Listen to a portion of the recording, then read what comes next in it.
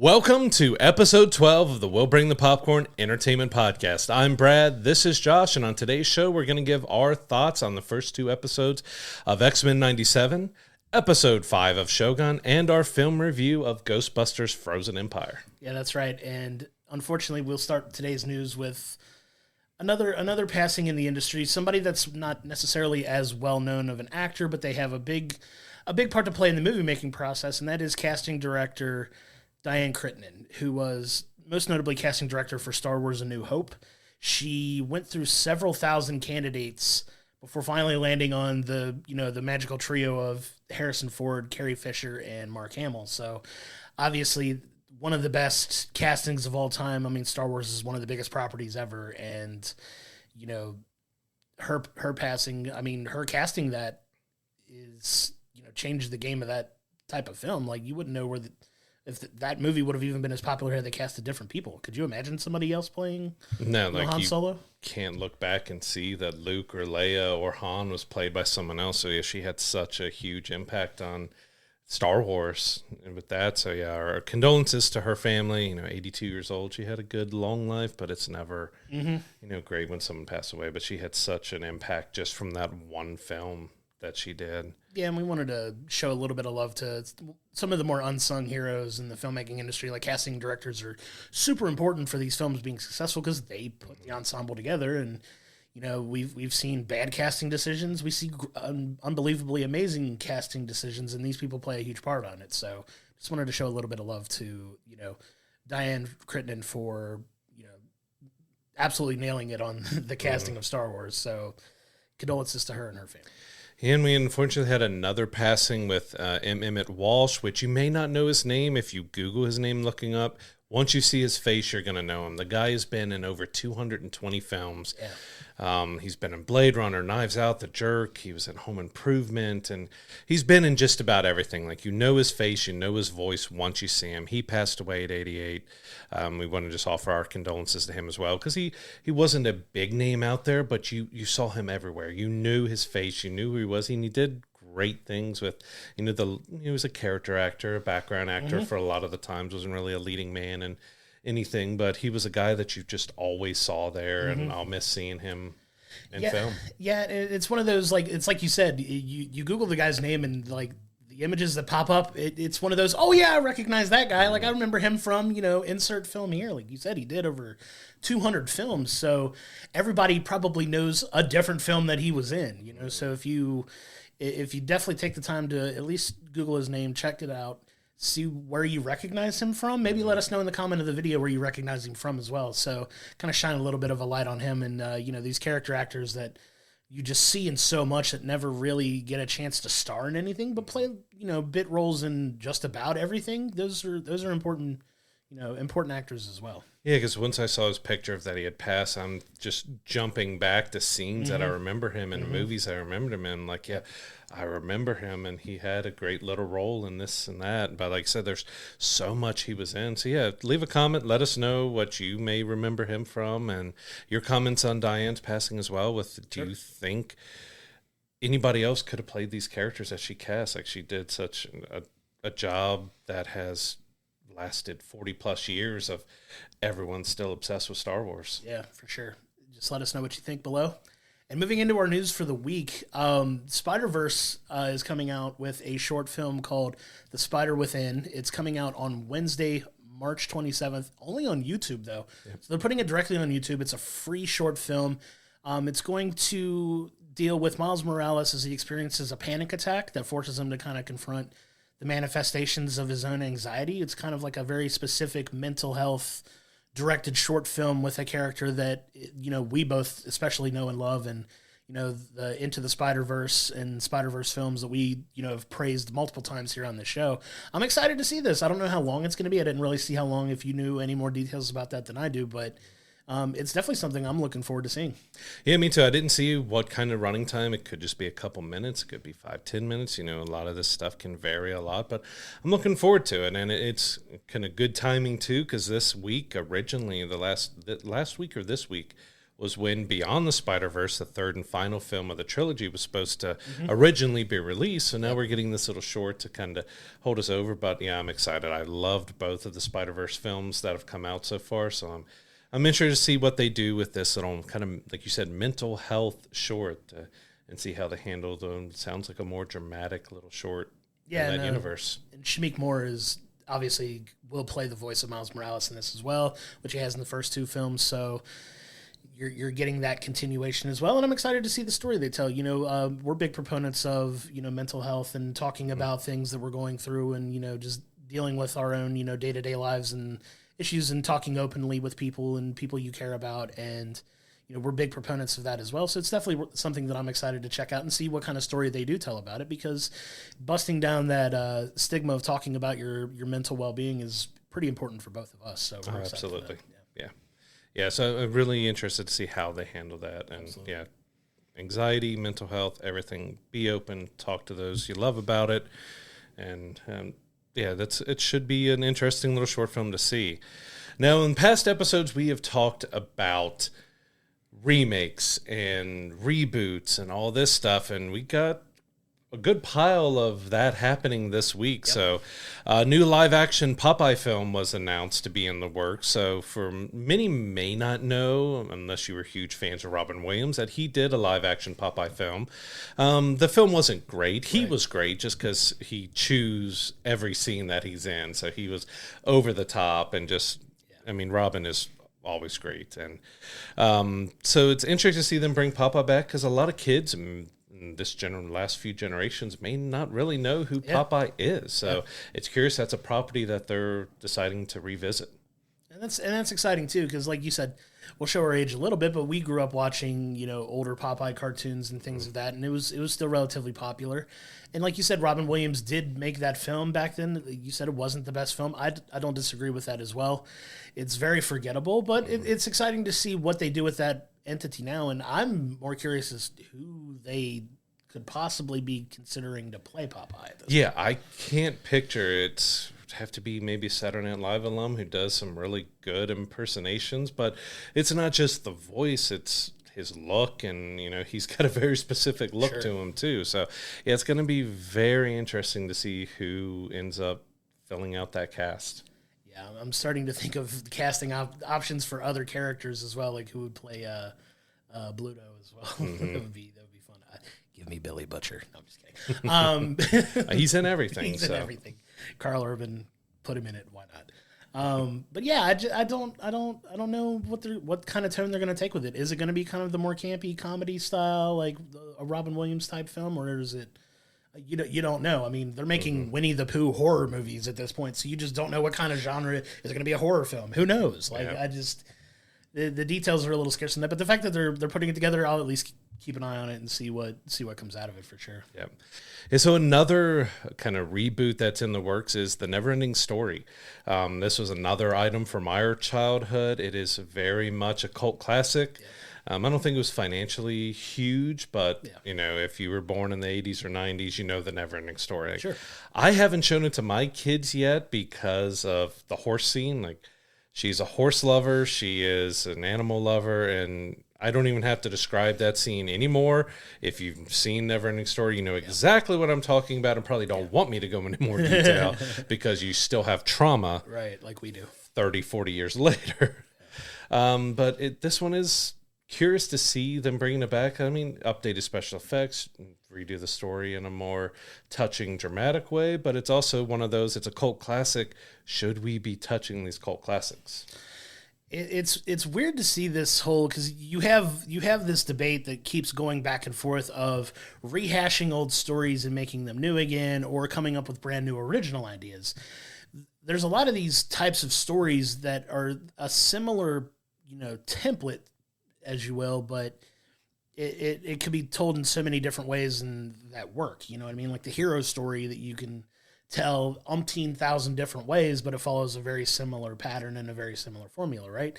So you have that debate, and like bringing this film in particular back, I love the movie. Like I watched it as a kid. I probably haven't seen it in 20 years, but it's one of those films that if you grew up, like you said in that point, it may not make your list of favorite movies, but it's definitely a film you watch. So curious to see how they kind of update it in, the 2020s as opposed to what it is then. Is it heavy on CGI, like you mentioned? It's going to kind of have to be a little bit. It's a fantasy film, so of course it's going to lean a little bit heavily on that, but does it take away from the heart and the content of the story that you can appreciate that it has? But I don't know. The jury's kind of out on that for me. I would definitely love to see like who's directing, who's starring, what it looks like. Like I have a feeling it could kind of tilt to go either way for me, really. Yeah, bringing that story to a new generation can be great and fine, but it is, again, same kind of with The Crow, is that you have your memories and you have your thoughts, and so those of us have seen it and love it as a cult classic from our childhood and stuff, like there's a little apprehension because you're just not, is it going to just not have the same feel and ruin your memories as you had as a kid, or is it something that they could actually do really good? But yeah, without knowing the director and exactly the route they're going with it, there's still some up in the air because there's so many reboots and remakes and sequels and everything come out, and some have been good, some have been really bad, and you just don't want something that you have such great memories on to be tainted with a bad remake. And I'm gonna take your point to that, and I'm gonna pivot to the next thing that we wanted to talk about as something that came out, a while back, and something that a lot of people hold in high regard, and that is the fact that Happy Gilmore is getting a sequel. Obviously, Adam Sandler's been under a deal with Netflix for a long time, but one of the films he's going to make on Netflix is apparently going to be Happy Gilmore 2. So it may still come out in theaters, but it looks like it's going to be a Netflix film. Like, I don't know how I feel about this. One, because there's so many different layers to this, right? You have the passing of Carl Weathers that we've touched on. Obviously, Bob Barker has passed as well. And you don't know where they could possibly take this story. Like, in a one-off, it's a great film. It's one that I'll still put on from time to time just because I need a laugh, and I'll put it on, and it's great, and it serves its purpose. But a sequel to that, does it go unfortunately the Dumb and Dumber route? Like some of those 90s comedies that they try to make 20, 30 years later, and it just doesn't work. The comedy doesn't hit the same now as it did then. Like, I don't know. How do you feel about it? Yeah, because there's this type of films, especially as Adam Sandler blew up with Billy Madison and Happy Gilmore and just everything. They worked for the time period that they came out in. And then that comedy, when we saw it as teens and everything else was, huge. Does that type of humor, does that type of story and everything that they could potentially tell work? So we saw Dumb and Dumber 2 did not work, but they tried too heavily to make lightning strike twice. They did the same jokes. They tried to do the same exact feeling instead of you've got to bring it into the future here a little bit. But like I say, it's been 20, 30 years since that movie came out, so it's quite a while. Shooter and Happy and all of them are going to be much older. What kind of story are we telling? Right. Or do we have a senior tour going on and they're joining the senior tours? Adam's in his 50s now. But yeah, it's one of those that if they do it right, it could be a lot of fun, but it's that apprehension from Dumb and Dumber 2 that something made of that era may not necessarily work nowadays. Yeah, and it's like we say all the time, like we have these feelings about the film, we're still going to see them. Obviously, Happy Gilmore is one of my comfort comedies that I could put on when, I just need a cheap laugh real quick, or, just having kind of a down day or something, and I'm like, I know this film's gonna make me laugh a little bit. It's one of those very quotable comedy films that you still quote now, but do you say, is it gonna hit the same with the new story, when it comes out in I'm assuming the next year or two, probably, because they do have the first draft of the script done at this point, but no timelines as far as when the film's gonna shoot, when it's gonna come out on Netflix and things like that. You wouldn't think that's a lengthy shoot to do a movie like that unless they're going big and over the top. It wouldn't take that long to film once they're ready. But yeah, we have no real timeline on when we might possibly see this. Yeah, I mean, I'm excited to check it out at least and give it a watch and just kind of roll the dice and hope for the best, you know? Yeah. But not to like be able to bring another scene with Carl Weathers, even though, you know, his character in the movie passed on, but you still had ways that you could joke with him. Same thing, no more Bob Barker jokes, which is not as relevant anymore, could he beat up Drew Carey now and keep it all in the Price is Right family? That is very possible. And just let him beat up Drew Carey. It is very possible that's the route they go, as he fights Drew Carey now instead, and he just Happy Gilmore has beef with the Price is Right apparently, but that would actually be pretty good. Yeah, but I hope they do fun with it, because that is one that I remember fondly and something I can turn on to laugh. But those are comedies that are very timely to when the time that came out. Sure. And so it'd be curious to see how that goes going forward. So yet more sequels and things coming out. The Boondock Saints series of films, I think there's already been 3. Yeah. There's another one in the works. Norman Reedus and Sean Patrick Flannery are returning for it, but it's another one that, you know, the first one had cult classic status, as we've talked to some of these other films. And do we need to keep going with it? Has it warranted to have 4 films and all of this going on? Yeah, and those are films that I've enjoyed. I especially enjoyed the first 2. The third one was still solid, but kind of like, okay, I think we've kind of, you know, gotten all the juice that we can get out of this. I'm a little curious to see what a 4th film's going to look like. It's one of those context matters, right? What's the story they're telling? What are the stakes of the story? Who all's going to be involved with it? Obviously, the main 2 you have to have. Like, it's great that they're coming back and doing it, because I do love those films, but it's just another one of those, like, here it comes. Like, what are they going to do? Like, the context matters. And when you get so far along into something like this, it's so hard to keep, you know, the magic of those, you know, those originals even further beyond. There are some exceptions, obviously, as you get multiple films in. Like, you know, the Harry Potter films I felt got, you know, just as good towards the end as they did in the beginning.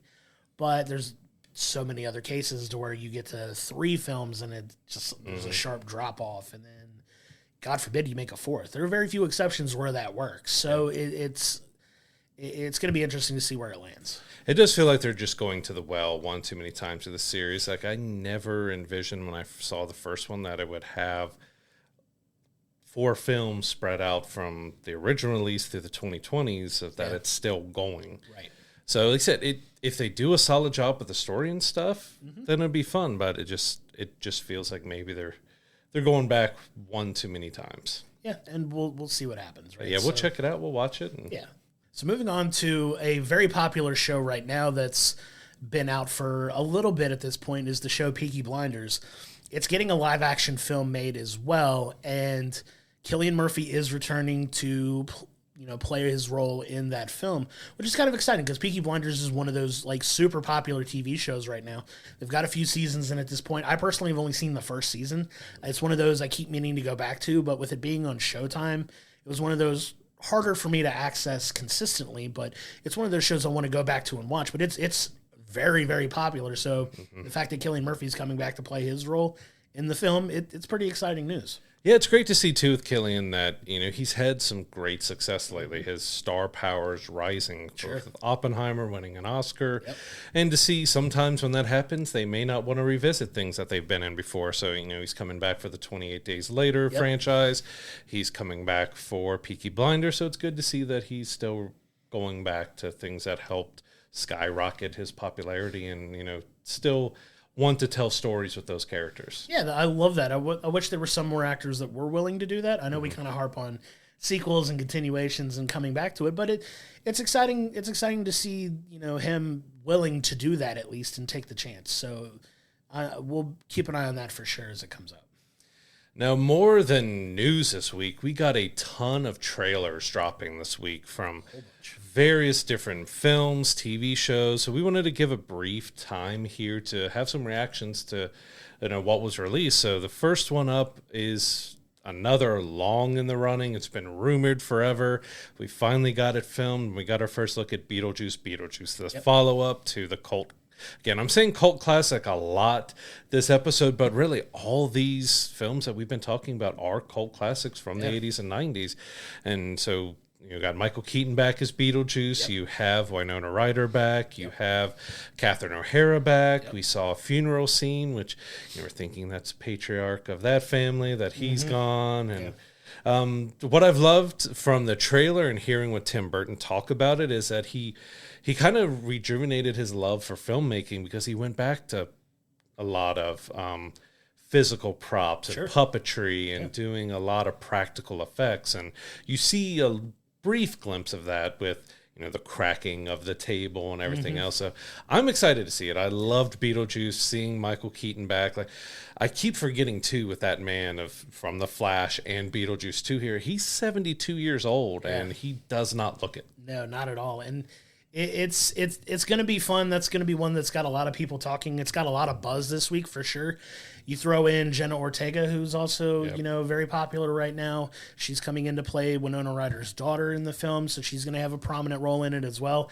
A lot of excitement coming from the trailer, which not surprising. So I think the movie's going to do very well as well. I hope the story's just as good, because Beetlejuice is a great movie. It was one of Tim Burton's first really big hits, really, and to see him go back to that well and do a continuation, I hope it's. We keep talking about sequels, but it's one that I hope does well as well. And it does seem to have a lot of that buzz this week, because the reaction to it was everywhere. People were finally like, it's one of those you see, like, it's been talked about for years. Are they actually doing it? Or is it just, you know, people trolling on the internet? But they're actually doing it. Maybe that helped get it made. But it's exciting for that. I'm definitely ready to check that one out. Yeah, this one I feel is going to make a lot of money in theaters. Like, it's going to have all of us who watched it in our youth. My mom is a big fan of the Beetlejuice film. I think it's gonna print money for them. But yeah, I'm really curious to see the story. Like, I feel like they're going to be missing something if they don't start it off with Beetlejuice still in the waiting room, waiting for his long number to be called. Right. And it just starts off with his number finally being called, and he's like pulled in, and you get that, and then you can just kind of go in. But you tie in from the first movie and just let it go and let that joke, for everyone who knows what that would be about, get that little laugh, and then head into it. But we'll see how it does, but it looks really good. Yeah, for sure. I agree. Another trailer that dropped this week, we've got our first look at Star Wars: The Acolyte, which is coming out on Disney Plus later this year. And there's a lot of grittiness in this trailer. It seems like they're telling a story predating, I want to say it's 100 years before the events of... Yeah, a couple hundred years is back in the high... This is our first High Republic era show, so... Yeah, and you get a lot of that hunting Jedis and a lot of good versus evil battles. The visual effects on it, as they often do with modern Star Wars films, look amazing. I'm excited for the story that they're going to tell, but... It's one that I've been waiting to see bits and pieces on, because you hear about it, but it was like, I want that visual representation of what the tone of the story is going to be, and you got a pretty good glimpse of that from the trailer. Yeah, because it's kind of, as much as we know about the story, other than being set a couple hundred years in the past, it's kind of the rise of the Sith as a Sith. Kind of coming out, and we're seeing that hunting and that battle for the Jedi. We're getting a Wookiee Jedi. We have one that's going to have a lightsaber whip. That's awesome. Which is going to be awesome. So I'm really curious to see how they do it, because, they're kind of getting free reign to maybe do more. We're going to have a ton of Jedi. We're going to have a lot of lightsaber battles. So it's something we really haven't had in a while. Like, we've had the Darksaber in the Mandalorian series, and we've still had it in there in the prequel or the sequel series, but I mean, this is massive amounts of Jedi that we really haven't seen since the prequels. Yeah, so it's definitely one to look forward to when it comes out this summer, I believe, is when the Acolyte drops. So definitely looking forward to that as well. Yeah, and another one which we've heard about it for a long time. I'm glad we finally got the trailer for it, because it looks fantastic. Is Alien Romulus. So this is I'm forgetting where it falls in the storyline, because I think it's before the third. It might be. I think it's after the second film. I think so too. But from reading up on it, they've done a lot of stuff practical. The sets are practical. The creatures and the xenomorphs and the face huggers and everything are practical. But it looked horror, which the first Alien. I love Aliens, But the first Alien is one of my favorites because of that dark horror aspect. Because you got more of the action-packed in Aliens. It still had some horror, but it looks like it's going back to that gritty horror of the first Alien. I'm really excited to see it. Yeah, that trailer was fantastic. I was kind of shocked because they kind of went in a little bit of a different direction with like the Prometheus films and things like that. It was Alien, but it kind of wasn't. Like it was a weird, like they weren't bad films by any stretch, but like it was just a completely different look and feel. And it does feel like they're going back to what made those original films like as popular as they were. And I got really excited. This is personally my favorite trailer that came out this week. Absolutely. And that surprised me because when I heard it was like, oh great, they're making another Alien movie. That was my first reaction was, oh great, like what's this going to look like? But by the trailer, I was like, oh man, like this looks like it's going to be really good. Like it hyped me up to see this movie like right away. And you know, if you get a chance to check that one out, it's fantastic. Like it looks really cool. I'm very excited for it. Yeah, absolutely agree. Out of all the trailers that dropped this week, that one had me the most excited because it looks gritty, horror, gory, scary, alien. And I'm like, thank you. Beautiful. Like so I'm really looking forward to seeing that. That got me the most excited out of all of them. And I'm hoping if it does well, they get another chance. Because I think originally this was going to either be on streaming, and I think right before filming, they're like, we're putting it out in theaters now. Love it. And it looks like he did a fantastic job of bringing Alien back to, like, because we've had a ton of them now. Yeah. Between the Prometheus and all those, with Alien 3 and other stuff they've done, we've had a lot of Alien movies. So yeah, going back to what kind of started it all, it really got me excited. Absolutely. That's definitely one to keep an eye on when it comes out as well. Another trailer that it was pretty cool how they rolled out the trailer for this show is we're big Game of Thrones fans, obviously. So season 2 of House of the Dragon dropped not one but 2 different trailers this week of kind of telling the same story, and it was pretty neat how they laid it out. Brad, you want to go into how they laid out the 2 dynamics of the trailers? Yeah, so you kind of got from each side. You got Team Green, you got Team Black, and so the trailers told it from their perspective about how each side is going to war, how they're trying to honor what's going on, and how they're both handling the situation, because we got a lot of build up in the first season of House of Dragon where it, ended very dramatically with us getting set for, all right, we're going into war and battle. This season, through these 2 trailers, which I love seeing both perspectives because there are 2 vastly different perspectives, that it looks like this season's going to hit the ground running and just really just go. Yeah, it's a big battle for the throne, right? As it always is in these types of Game of Thrones stories, but to your point, I was surprised at how much I love season 1 of this show. Like, it was very well done. It's very dark. It's very dark.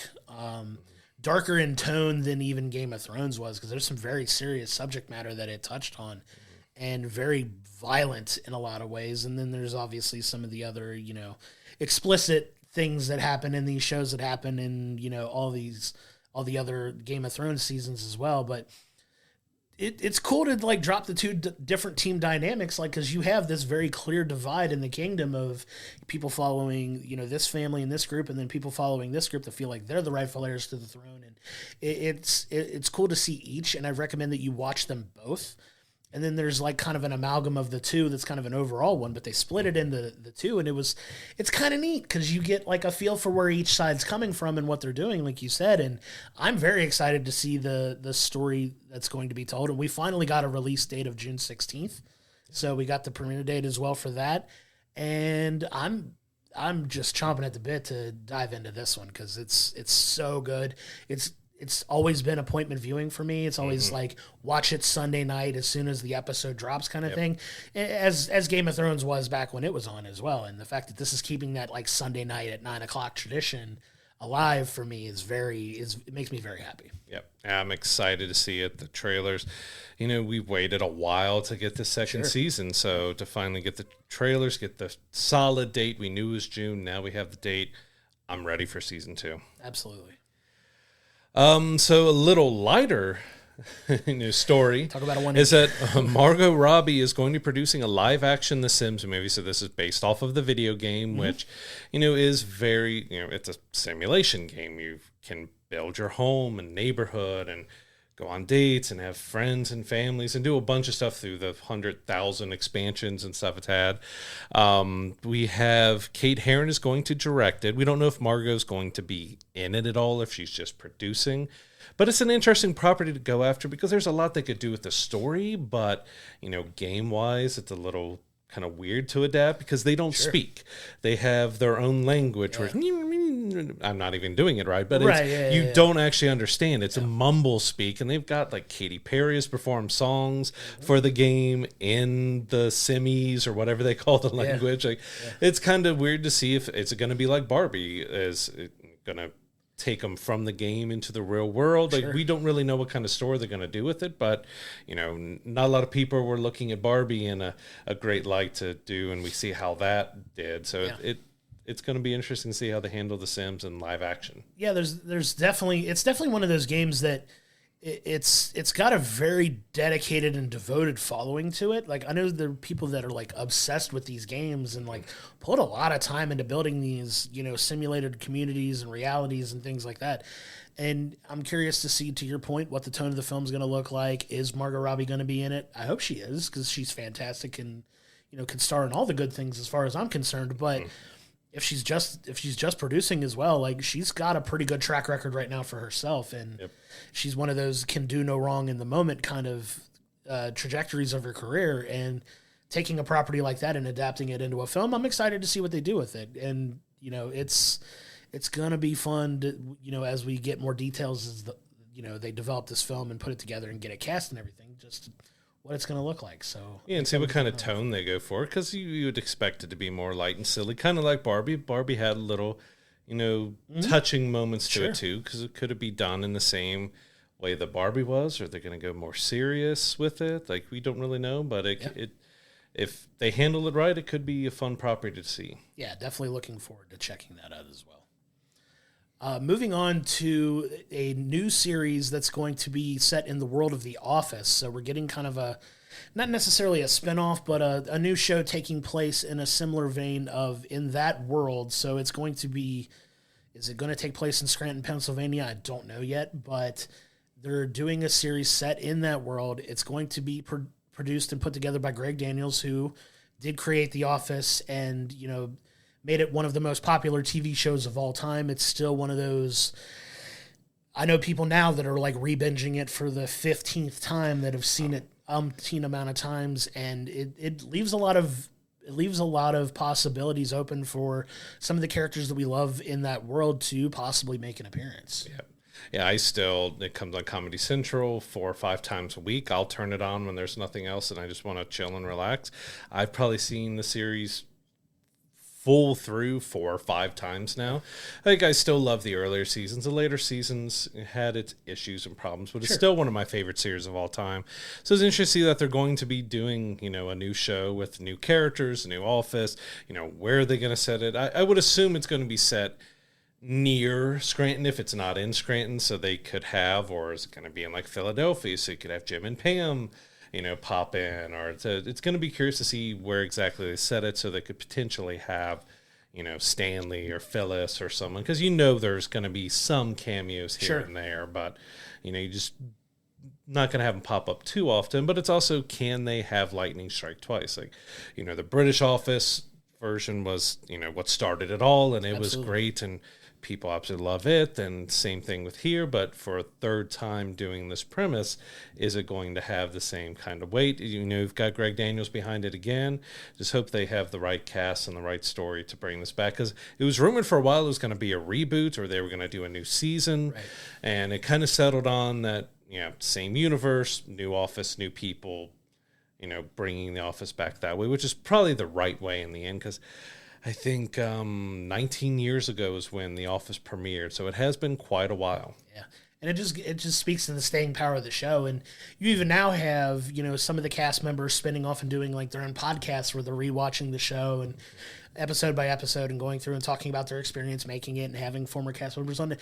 And it's one of those shows that it wasn't one of those bitter divorces that a lot of people like just got tired of making and just didn't want to touch again. But like a lot of the people that are on that show still hold such a high regard for their work on that show and hold a lot of pride in it, and are still willing to, you know, do things and talk about it and just continue to have such positive stories and experiences from their time on the show that it's going to be fun. And like you said, with him feeling that way about the show, the fact that you could see some of these people pop up is going to make for a lot of fun moments in TV for sure.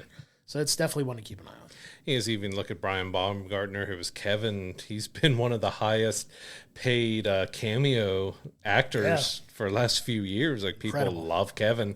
And going, and you've got the Office Ladies podcast. We'll give a little shout out to them. Jenna Fisher and Angela Kinsey is doing, you know, that rewatch and giving behind the scenes of The Office. I've listened to it. It's fantastic. They do a fantastic job of giving you those behind the scene tidbits of how the show was filmed and all that. But yeah, it's going to be interesting to see how they do The Office again now.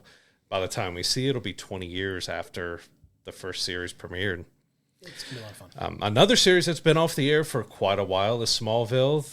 You know, had a 10-season run on the CW. I absolutely love the series. Michael Rosenbaum recently mentioned that they will be pitching an animated Smallville sequel series to DC when the time feels right. You know, James Gunn is currently filming the new Superman film. He's rebooting and restarting the DCU. So it might not be the best time to bring it up right now, but they are looking to bring that back as a animated sequel series.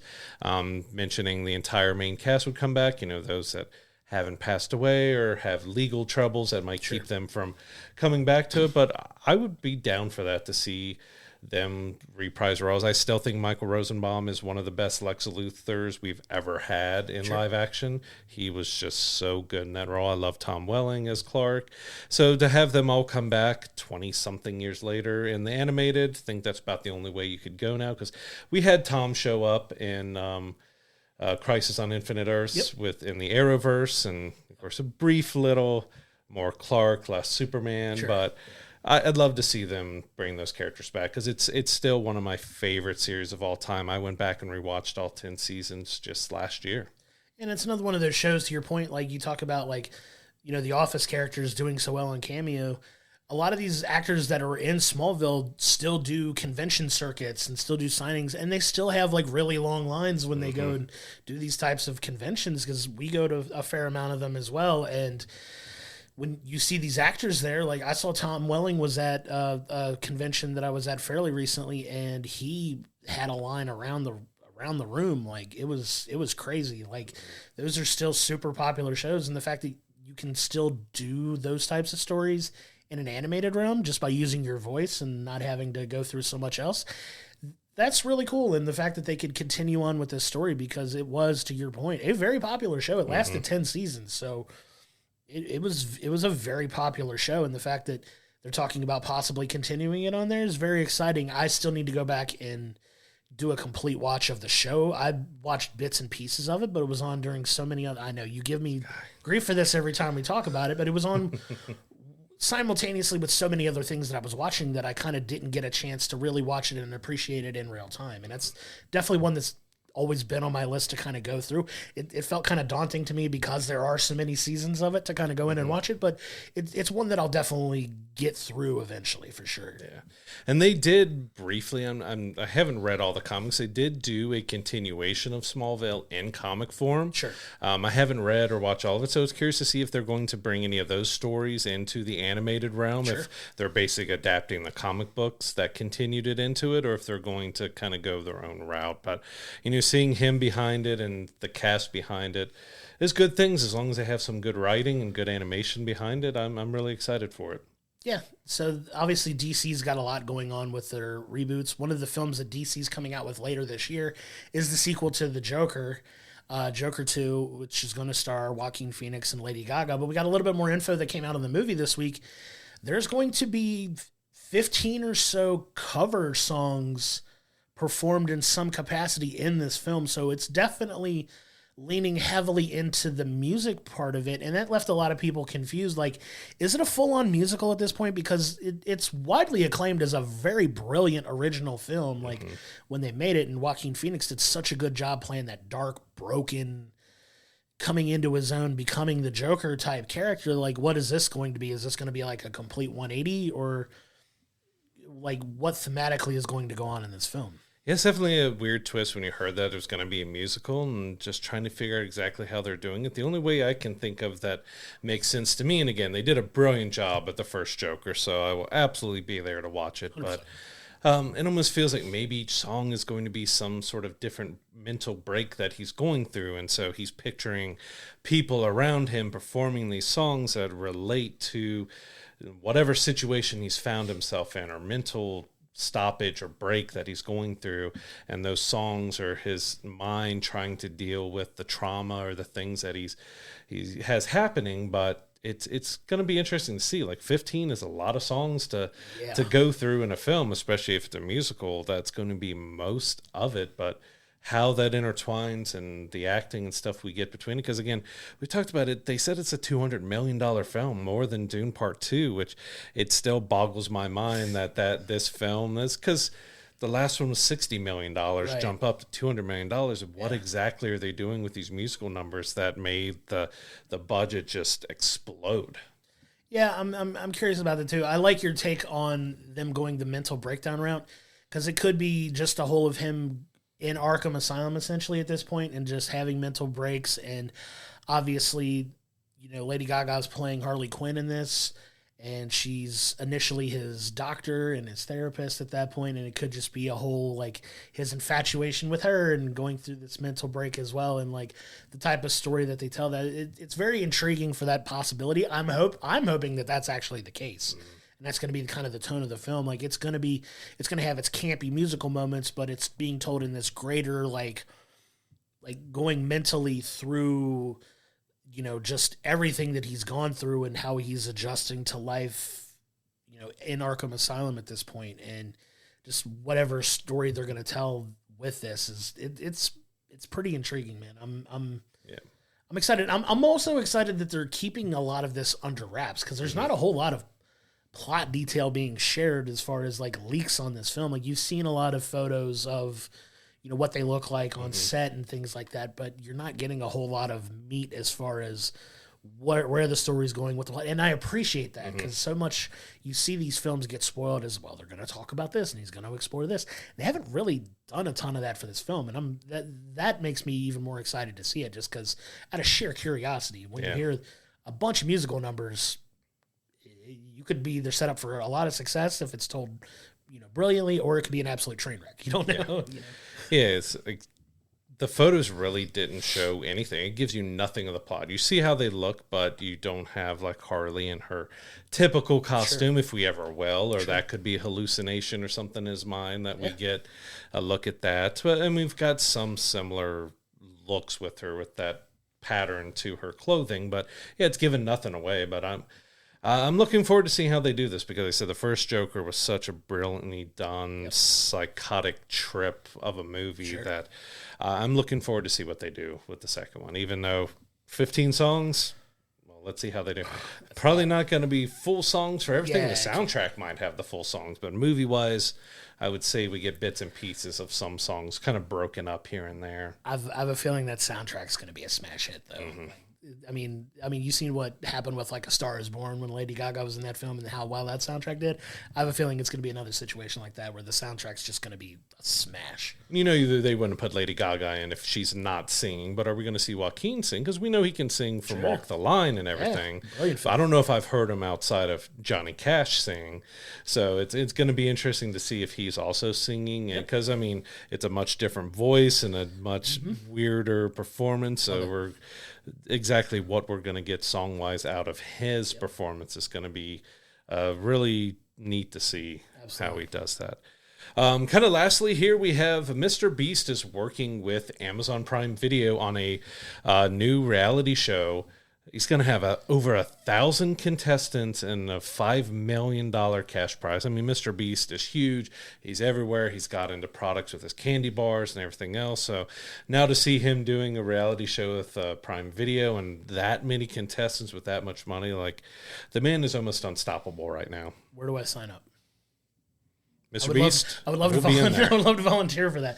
But that sounds insane. Like, what is what is it even going to be about? Like, I can't even talk about it. Like, it's, you know, to your point, he's the most popular YouTuber in the world. The guy prints money at this point, makes money hands over fist. He's notorious. If you don't know who Mr. Beast is, he makes a bunch of these different videos where he challenges people to do a bunch of crazy, elaborate things for large sums of money. The guy, to his credit, gives away a ton of money all the time. And to that, his videos get millions and millions and millions and millions and millions of views. Like you said, he's the most popular YouTuber in the world. He's worth well over $1 billion at this point, which is incredible to think about considering he does, you know, YouTube content, and he really, you know, used the platform to just absolutely skyrocket himself to his credit. And he's putting this together. I'm excited to see, you know, what they do with it on Amazon, and just what type of competition is it going to be? Because if you've seen his videos, he does all kinds of crazy stuff. So doing it on that big of a scale with that many people for that much money it's going to be wild to see. But yeah, he recreated the Squid Games for a video and stuff, and he's done a lot of stuff to help clean up the oceans and help, you know, those less fortunate and stuff. So he's used his money for good, and also done crazy videos with his friends where he's given away cars and homes and locked people in rooms and offered them money. So there's a lot of different ways from just the variety of his videos that they could do this competition series. It could be like a greatest hits thing, or it could be something completely all original, but definitely one to keep an eye on for sure. Yep.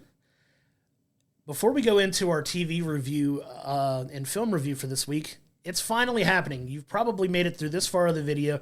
You're noticing Brad is wearing a different colored shirt than normal. It's got our logo on it. We have merch, finally. We finally got some merch put together. As you can see, Brad's kind of modeling some of that. He's got our limited edition Ghostbusters themed t-shirt that'll be on sale as soon as we drop this show. Our merch store will be live. We have merch with our logo on it. You can also get things like cups, tumblers, coffee mugs, hats, stickers, hoodies, you know, all sorts of different type of merch. We would love for you to check out our store. The link to the store will be in the description of the video if you check it out on video. You can also go to willbringthepopcorn.com, our main site, which will also link you to the store. Any support you could give if you want to get your hands on any of this merch, it's coming soon. Yeah, and it not only gets you something nice and shiny to wear, but it helps us out, helps us grow, helps us evolve this podcast to offer more. And we also might have a contest coming soon where you could win one of these limited edition shirts along with a movie. So be on the lookout for that contest coming soon too. Absolutely. So he's wearing the black version of the shirt. We will also have, in this limited edition, you can also get it black, white, and green. Yep. So there'll be 3 different color options for that shirt as well. Go check it out. We would appreciate any support you would give for us as that. And we're excited, man. We've been working on this merch for a minute, and it's finally here, and we're so happy that it's out.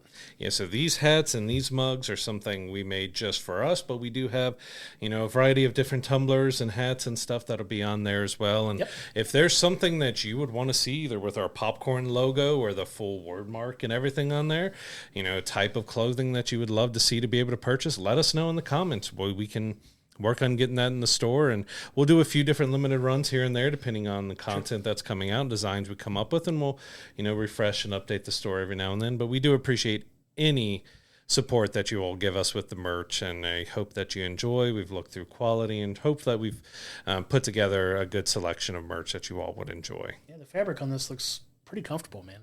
It's exciting. We're definitely excited for you to check it out and purchase, and definitely support our show as well, and we can't thank you enough for that.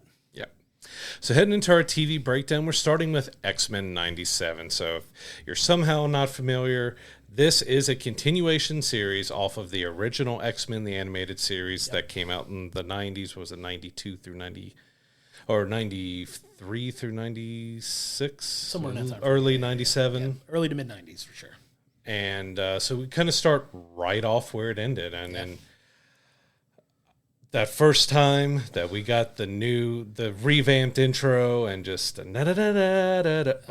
I was hooked. I was done. Like, they dropped 2 episodes for the premiere, and I was just brought right back to our childhood. Yeah, and to your point, like the running gag for like streaming shows is there's the skip intro button. Don't hit the skip intro button for Never this. Skip it. Never skip the intro for this. That music is so good, and it's an modern uptake of the same intro video and everything. Like, it's got the same theme. The animation's a lot crisper now, which is great, and it's got that music that's so iconic for this. But to get into the story of the show is really good. Like, it's still hitting on some heavy subject matter, and it does get a little political, but the X-Men have always been a little political, and it's keeping that theme. Like you said, it picks up where the animated series left off. So if you've watched the animated series, it does end, and it's been 30 years, so I could spoil it a little bit. It ends with the passing of Charles Xavier, and now they're dealing with the fallout of that, and where do the X-Men go from here? Where are they at in their lives? You know, it's a pickup from that, so you hit the ground running right away, and it's got so much of that charm from the show. A lot of the voice characters are back. The voice actors are back playing these characters again. It's so well to see. The stories are really good, and I'm excited where they're taking the episodes. Yeah, absolutely love it. Like, the animation is, of course, you know, modern, updated. It's hand-drawn, 3D animated, kind of a mix of both mediums, but it looks fantastic. It sounds great. Yeah, having most of the original voice actors, of course, we've had a few that have passed away. Some have swapped roles because their voice just wasn't matching up to the character anymore because of age. I mean, it's been 30 years since the series and stuff, but to hear those voices, to hear Rogue, to hear Gambit, of course, I think it was Cyclops' actor had passed away, and I think Magneto's actor had passed away. Yes.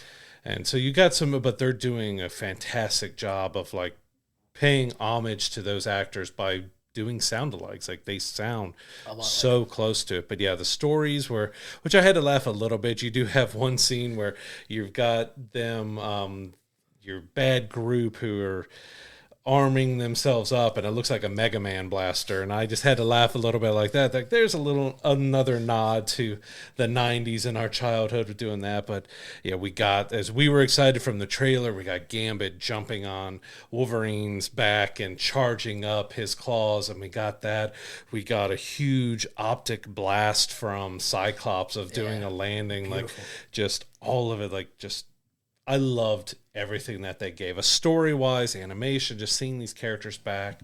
You know, the voice actress for Storm felt like she fell right back into it. Like, she was such a memorable voice for me, along with Wolverine and stuff from the original series. Just hearing her speaking again was like, I'm back. It's like a warm blanket you put on, man. It's so much fun, and there's a lot of heft and weight to this. The things these characters are going through, and it does a good job of mixing in humor and, you know, like some serious subject matter and some heaviness and some stories. One of my favorite moments, and I texted you this before you had watched it, is the scene with Wolverine and Jean Grey, who's pregnant at the time, and she's telling Wolverine, he's coming, and Wolverine is so oblivious. He's like, "Who, Apocalypse?" And she's like, "No, the baby." And he's like, "Oh crap!" So there's like a really funny moment in that made me laugh really hard. But it's got a lot of that charm that the old series has. It's such a brilliant continuation of it. Everything I've seen of it so far has been almost universally positive as far as the reception of the show as well. And I'm excited to see that continue because, to your point, it's one of my favorite cartoons as a kid, and we're getting a continuation of that now as an adult, and I still appreciate it just as much as I did when I was a kid. It hits all the right nostalgia notes. We've talked ad nauseum on this show about, you know, hesitancy for continuations and sequels, but this is one, when they get it right, it hits, and it absolutely hits. They've hit an absolute grand slam on this one, and I'm excited to see where they take the story, because it's one of those cartoons that does linearly tell a story. It's not one of those that kind of jumps around and different weeks are doing different things. It's a linear story that they tell, and it's so much fun to see where they're taking it. You could tell there was so much love and care taken for this. I think there was a quote from Kevin Feige that he had basically 2 rules for redoing this: get the original voice actors, and we have to have the theme song. Yeah.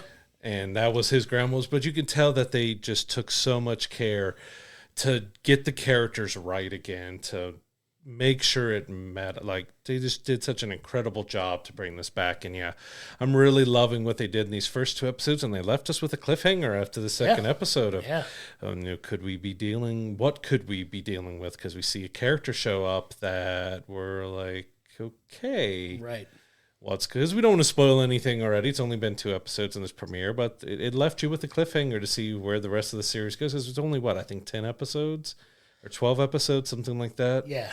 So it's kind of a shorter season. Some of the seasons in the original series were a little shorter too. But I'm excited to see where they go. They put so much care, attention, love, and detail into this that it's brought me back to my childhood. But even as an adult, I'm really enjoying the storytelling that they're doing. Yeah, they do a good job of running you through all the emotions, right? Because there is the humor, there's the heartbreak even, because one of the characters goes through something absolutely heartbreaking as part of that cliffhanger, like what the future of that character holds. And it's gonna be fun, man. I'm excited, man, because it's gonna be one of those that I know that even when they get through the entire series, I'm gonna binge watch it multiple times for sure. Just full disclosure, it's hitting all the right notes for me. I would say it was a great use of Morph's power too, because he gave us a look at other characters. So we've got Archangel and many others that maybe you don't necessarily want to bring voice actors back or use. We don't know if we're going to see them or not, but we got to see a lot of characters come back just from Morph, goofing around and showing up as different people. So that was a great little scene too. Yeah, it was definitely a thanks for if you're coming back to this having loved it when you were younger. Here's kind of a gift to you, you know what I mean? Aside from keeping the theme music and stuff, but it's like, okay, if you watch this show like we did, and he goes through and cycles through some of those, you're like, that was great. That was a great moment. It may just be a one-off thing that they don't necessarily visit moving forward, but it was definitely a fun, like, hey, little wink to you if you watch these growing up, just to kind of like, yeah, that was nice. That was good. Yeah, we can't recommend enough if you're a fan of the 90s X-Men animated series, of Marvel in general. You owe it to yourself to watch this. If you grew up with it, or even if you didn't, I'm going to get my kids into watching it as well. I've shown them some of the original X-Men animated series, but I want to show them this as well. Oh yeah, it's definitely one to share between generations at this point. So that's X-Men 97, currently out on Disney Plus. You can watch episodes 1 and 2, and I believe episodes drop every Wednesday from here on out. I think so. Disney keeps mixing it because it used to be Fridays, and I think they've done some on Tuesdays, and so I think it's Wednesdays, but I'm losing track of when they're doing the releases anymore because it can vary from series to series too. Yeah. And so check it out when you get a chance. Cannot recommend it enough. Yep. Moving on to our other show that we've been following since episode 1 that we're absolutely hooked on as well is FX and Hulu's Shogun. We made it through episode 5 now. We're at the midway point of the season, and there's just so much going on in this show, and it's still got its hooks in me, man. Like, this is appointment viewing for me now, and it would be even if we weren't reviewing it on the podcast like we are, but you get the continuation of the fallout that we end with last episode on with the attacking of the troops and, kind of this war getting ready to brew and start, and everybody's kind of posturing for, power and trying to get one up on everybody else and trying to stay ahead of the game. And you get a continuation of that in this episode as well. Like, it's not the most action-packed show, but it's got a lot, episode this week at least. And it's got a lot of meat to the story that they tell this week. There's a lot of heavy stuff that goes on in this episode. So gripping with the story it tells. So we have Lord Tornaga has returned with an army of thousands of soldiers, but a little bit of spoiler because we've got a character that's returned that we thought had met his end, and that is Buntaro, who is Mariko's husband.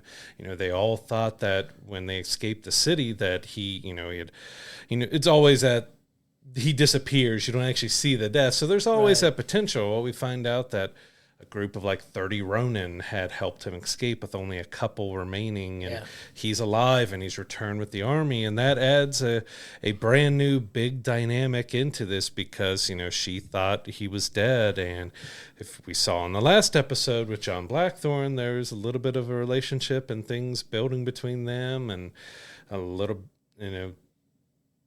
emotions and stuff building between them, and all of a sudden hey, here's his husband, because we also get a very deep dive into the culture. Sure. And, women in this culture in the 1600s Japan, and might, still somewhat be around. I can't say I'm too in-depth on knowing what the current culture is with stuff, but, women are kind of possessions. They're kind of belonging to the husband and the household. They have their roles and their parts, and they have to do it. And his return brought us a lot more depth into that, to see his reaction to Mariko and her revealing stories about her family and John's reaction to everything there. And then we get a lot of depth with John here because the way he does things and talks and how he is as an English person, thinking that he's having chivalry and charm and joking, causes a lot of problems in this episode. Yeah, definitely a lot of friction in it as well. And it goes to show like how literally and how seriously they view life and how they view, honor and respect. And, he gives a very direct, like, he feels like it's kind of a edict to, like, there's this bird that he just leaves hanging, and it just stinks, and they're all trying to get rid of it. But he literally tells them, as the lord of this house, if you touch it, you die. And, it's kind of, to him, it's kind of tongue-in-cheek, trying to get across to him, like, don't touch it, because he thinks if he leaves it out, it's gonna make the meat taste better when he cooks something for Lord Toranaga. But yeah, it's tongue in cheek, but he took it extremely seriously. Yeah, and you see the fallout of that by the end of the episode, and just the weight. And when he comes to that realization that somebody unfortunately lost their life because they took it upon themselves they couldn't deal with it, the smell of that bird anymore, and they got rid of it. But that meant that because you directly disobeyed the order of the lord of the house, that you have to now end your life. And there's a lot of that thematically built into this show at this point, and honor. And if you lose any of that honor, you have to kind of, the cost of it is your own life. And that's how high of regard they hold these things. And you feel the weight of that. And you see the emotional shift in John at that point when he realizes that he's learning about their culture as well, and he has to kind of be mindful of the things that he says and orders that he gives, because he's technically a prisoner, but he's not a prisoner. He's a prisoner with power, and it's a different dynamic, and it's told so well because you see he does it so much in his face, like his facial features and his mannerisms and the way he emotes, and just you see he gets like the sunken look on his face before he even says anything. Like, what's going through his head before he even speaks. Right, and it's such attention to detail that the show just does so well that it hits a lot of the right notes for me and what I like to see in these types of stories. And they just been killing it, man. It's 5 episodes in, and I'm so hooked on this show. And we got a lot more depth with Mariko because she shared the story about her family and the dishonor that her dad had caused her family, and that she was left alive while everyone else was killed in her family and took their own life or was killed. And she shares it, and like basically she says, with a little bit of spoiler here, that she says she wants to end her life. She wants to be rid of that shame that her family has brought on, but because of how women are treated in this culture and everything, her husband tells her she must live, so she must live. She's not allowed to have her own free will. And she even comments on that with John, that free will is not what you think it is. Like, right. And defends kind of, you feel him like being chivalrous. He's trying to, like, you need to live for you. You need to have your life and stand up for yourself and not allow him to do this to you and do all that. And she's like, free will is not what you think it is. And this is the last time we're going to speak because you don't understand. And because you did have a feeling leading up to now that John was getting a little more in touch with him. He's seen a couple things that have opened his eyes. He's learning the language a little bit more. He's had, swords bestowed to him. And he said all this, and he's starting to learn the culture, but clearly he does not understand it well enough. There's a lot of the intricacies that go into how they live their lives and how they view life, and he still doesn't have that capacity to come to full grips of, everything. And he is learning, he is adapting, but at that point it's such a heavy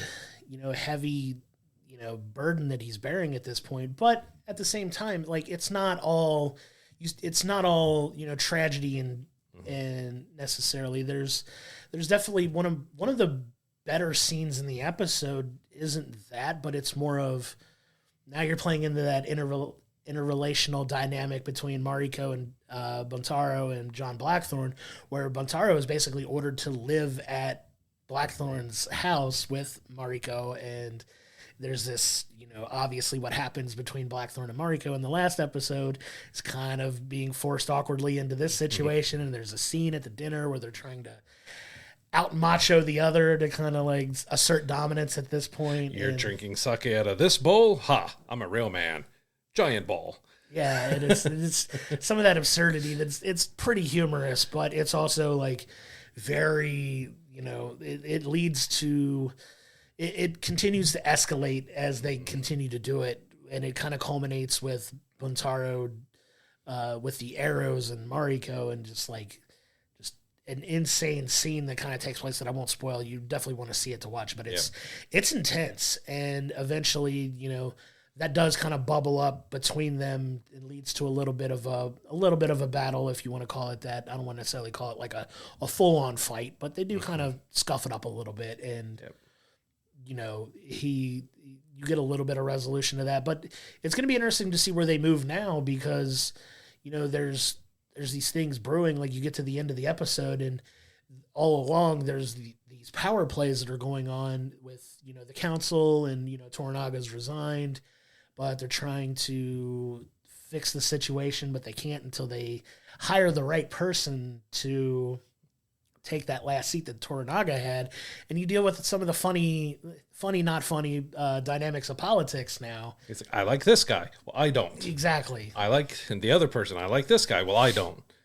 Until it eventually just dissolves the council. Right. And these guys eventually just start fading away. And then at the end, you get who potentially could be stepping in and kind of just saying, all right, enough's enough. I'm taking over, and you're all going to be, reporting to me, kind of, and sets up what a different dynamic of where the show can go at this point, because it's somebody who you've already kind of seen a little bit in the show, and they're like, nope, it's going to be me. And now you're like, okay, well, one person's been really kind of trying to bring all this together. Are they gonna abide, or are they gonna use each other? Like, what the dynamic of that relationship is gonna be? But it's gonna be fun to watch them explore it. Especially with how, like we've mentioned, women are treated in that culture. With her coming back. Like, are they really going to respect anything that she has to say because of how women normally are treated? Sure. So there's that extra dynamic that, like, we see potentially a new power person coming into play here, but. Absolutely. Is she actually going to get any respect to do any moves or do anything, or is she just going to be a pawn for Ishido's plans that she doesn't know about? Mm-hmm.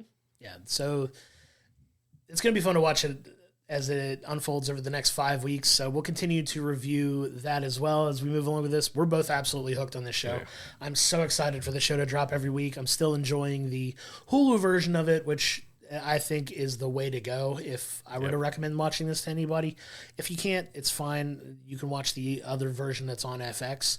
But if you can watch the Hulu version, can't recommend that one enough, as we've said here before. Yeah. But the new episodes on that drop every Tuesday on Hulu and FX. So if you get a chance, check out Shogun and catch up with us. We'd love to hear your thoughts on that episode as well. Yeah, we can't recommend enough. It's climbing the ladder of some of my favorite shows of all time already, and we're 5 episodes through. Like. Yeah. Brilliantly done from every aspect, the acting, the music, the set design, just everything. There's nothing out of place in the series. Like, everything is done so well. Love it. Moving on to our film review this week, we have Ghostbusters, Frozen Empire. Yep. Of course, this is a sequel to Afterlife, so continuing the story that we started there with the family, with Egon's family, and moving them back to New York now and seeing how that dynamic goes through. And if you look online, the reviews aren't that great for it. It's a little bit mixed, but I had a great time with this. I did too, and like you said, they're moving to New York now. They're living in the Ghostbuster house. So the Ghostbuster house is the central location for the bulk of the film, right? So they're working out of that. They're working as Ghostbusters in New York, and there's the dynamic with the mayor, which I love because I believe it's the same mayor from the original movies. A little bit of a spoiler there, but he's still feeling the way he feels about the Ghostbusters and, wanting to shut them down. And there's some of the dynamic of that plays out in the film as well. But to your point, I enjoyed it as well. Like, did it hit all the same nostalgia notes for me that the last film hit? Not as much, but it was a great continuation of that story, I thought. Like, I've really enjoyed the film. It was a lot of fun. It's got a lot of that absurdness, campiness that comes with, watching Ghostbusters, and it hits a lot of those. It hit a lot of those same notes for me, and I got a lot of enjoyment out of the film. I don't understand where a lot of people are having issues with it necessarily, but to be fair, I haven't read a ton of reviews despite it, because I don't, we've said it ad nauseum, people can feel how they want about a film, and we're just giving you our opinion on it, but I had a good time watching it. Yeah, it was a great mix of kind of what they did in Afterlife. Afterlife was deeper with the emotional impact and that deeper connection to Egon and that family and stuff, and you got a little more action, a little more joke. Well, I mean, I guess the jokes were mixed. But and I think it had a great dynamic with the past cast of still having them around and involving them just the right amount while allowing the new cast to explore the firehouse and kind of set up their own thing and figure out, all right, how is ghostbusting in 2020s going to work with how they're destroying and just running through, and you see that great dynamic and stuff. And, all the actors do a great job. There were some odd marks. Like I said, it mixes Ghostbusters 1 and 2. It mixes the real Ghostbusters, the animated series and stuff in there along with Afterlife. So it's a mix of kind of everything they've done within here. Like it wasn't perfect in some ways. I still think while it was fun, the whole fire bending, well, not fire bending, it's Avatar, but that's all I could think when I was hearing and seeing it. But it was like you're dealing with ghost and supernatural stuff. It fits in, and it was fun done, but it was also kind of odd in there. Like it kind of took you out a little bit just because of it's not the same supernatural that you're used to with Ghostbusters. Yeah, and the whole Fire Master thing, like you were talking about, if I had to have a gripe about the film, it would probably be just, I think they could have done without that. I mean, it plays a little bit of a part in like towards the end of the film, really, but it's one that I don't really feel was necessary to tell the whole story. Like, I get it, they're protectors of these totems that house these super ghosts and whatnot, but it was definitely an element that probably wasn't necessary, but it was still fun. I mean, the actor that plays him is in a lot of stuff that I enjoy as well, and he's got a good sense of humor and brought a little bit of extra comedic touch to the film, but it may not have been completely necessary. But I don't think it necessarily ruined the film for me either. You know what I mean? Like, it was still fun how they incorporated it. His story was crucial to the film because he's the one that basically, he's a guy that's pawning off of everything of his grandma's, and he ends up pawning off of stuff from her secret room, which are some, more grown-up jokes and stuff made about his secret room. Yeah. But he takes it to Ray to try to sell the supernatural stuff, with one being an orb, and that orb holds Garrick, I believe was the name of the supernatural being that we end up learning more about. And everything up to there was great, but I could have done probably a little less with the whole fire thing. I get fire and ice, and they're trying to mix that in there, bring in a more supernatural in that way from the past and bring forward, but he did look a little ridiculous in the suit and doing the moves and stuff, but it didn't take me out of the film. But I could see gripes with that part of it, and it wasn't my favorite part, but he was fun. That was the thing about it. His character was fun, and he had some good jokes, and he played it well. It was just kind of odd. Yeah. But overall, like, I had a lot of fun. Like, the whole melody, there's a ghost girl that sets up a lot of our story, too, with it. Like, I think they could have done a little bit more with her to give some depth between her and what's going on with, and now I'm blanking on names because I'm so great with names, with the daughter, to be able to give her a little bit of depth, because we see her dealing with some kind of deep, dark stuff as well in this, and that's kind of the core at it that sets a lot of things off. But I would have liked to seen that maybe explore a little bit more to give a little more depth to both of them with their situations that they found themselves in. Yeah, I mean, you could have probably added another 10-ish minutes to the film, because the film is relatively short. It's under 2 hours. Yeah, I think like 155, something under 2 hours. It's just under 2 hours. So you maybe could have gone an extra 10, 15 minutes and explored that dynamic a little bit more, and that relationship that builds in the film. But it didn't overstay its welcome either, because it didn't drag on. It wasn't, it wasn't just adding things for the sake of adding them as well. And I felt like in that compact form of the film that it did what it needed to do. Now, do they continue beyond this film? It's yet to be seen. Because, I mean, they leave it at a point where it could really go either way. Like, you could continue to tell the story if you wanted to, but it could also be the end if you don't explore it beyond that. Like, it leaves that door open. If it does well, obviously, I'm sure they will make more. And with the film being as popular as it is, that property being as popular as it is, I could see them attempting to make another film. But if they didn't, it wouldn't be the worst thing in the world either. As we know, the first two just had two. Do we only get two of this? Then yeah, it ends, like you said, in a way that we could get sequels, or we could just leave it here and we're perfectly fine kind of where we left it. Sure.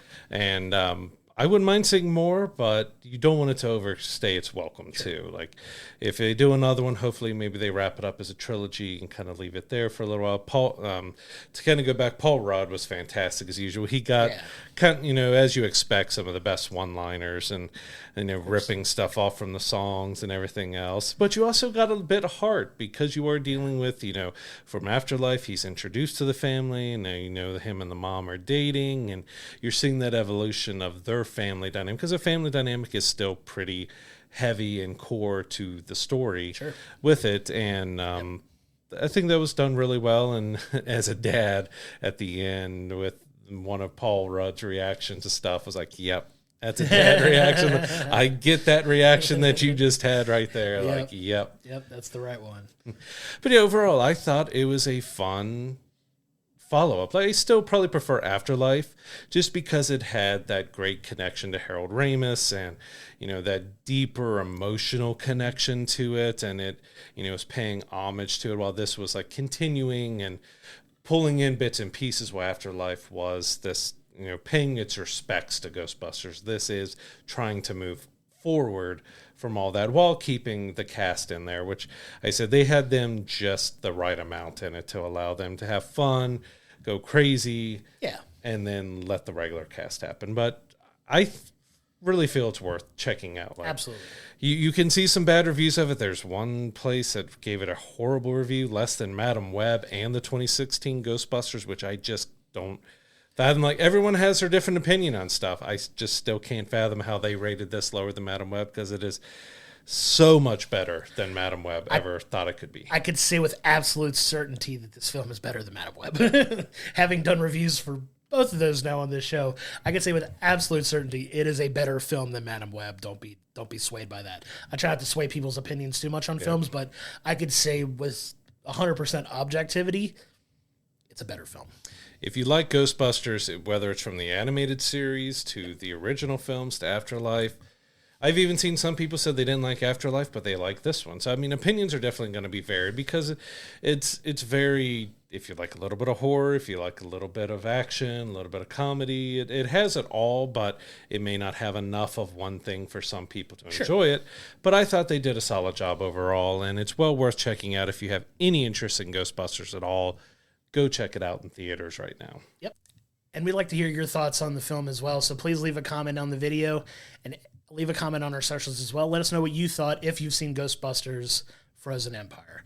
So that now we move forward as we always do. The calendar keeps moving. So what do we have coming up in theaters this week?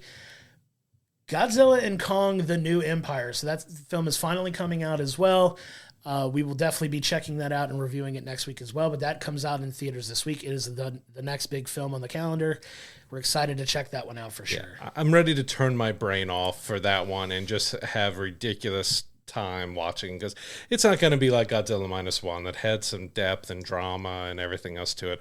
This, from all the trailers, it's just going to be ridiculous, over the top. Like, when he puts on that glove, I'm waiting for Kong to just start speaking, like, monsters, roll out. Like, it felt very Transformers, yes. Felt very so I'm just ready to turn my brains off and let my brains, I have multiple brains apparently, turn my brain off and just allow the absurdity to entertain me for a couple hours. Big brain. Also coming out on streaming this week is The Beautiful Game, which is going to be on Netflix, airing on March 29th on Friday. It is a film about the English homeless football team, sports-related film as well. Definitely one warranting a watch when you get the time. Yeah, coming out on demand this week to purchase is two films that just came out not too long ago, so very seemingly short theatrical run. So we have Ordinary Angels on March 26th, and Imaginary, which we just reviewed, is already coming out on demand for purchase on March 29th, so you can check out our previous episode to see what we thought about Imaginary. Yep. And both of those, I do want to check out Ordinary Angels. Didn't get to see it in theaters, but it has, Kentucky connection for us. And, it has some good actors in it. So I'm interested to check that out. And Imaginary, again, as you'll find in our review of what we felt about it, if it's worth checking out again, go see what we said. Absolutely. TV release-wise, we have a couple period piece shows coming out. So we got We Were the Lucky Ones, which is set again in the World War II, I believe. It's coming out on Hulu on March 28th. And then A Gentleman in Moscow, which has Obi-Wan himself in it and his wife. So you have Ewan McGregor starring in this show, which premieres on March 31st, based off of the book. That looks pretty interesting to see what they do with that. Both of these will be out this week, and I'm looking forward to checking them out. I love Ewan McGregor, so yeah, I'm all for that. That's definitely going to be a good one to watch. But that'll do it this week for another episode of We'll Bring the Popcorn. Coming up next week, we're going to be reviewing episode 3 of X-Men 97 on Disney+. We'll also be reviewing Shogun episode 6, and we will have our review of Godzilla and Kong: The New Empire. So once again, check out our merch. You'll see the link to that in the description of the video. Also go to our website, we'llbringthepopcorn.com. It's got all our social information. Check it out. Leave a comment on any of the subjects we've talked about in this episode as well. And I think we finally might have brought the popcorn in this episode. We keep talking about it, but I think we finally got it. But that'll do it for this week. We will see you next week.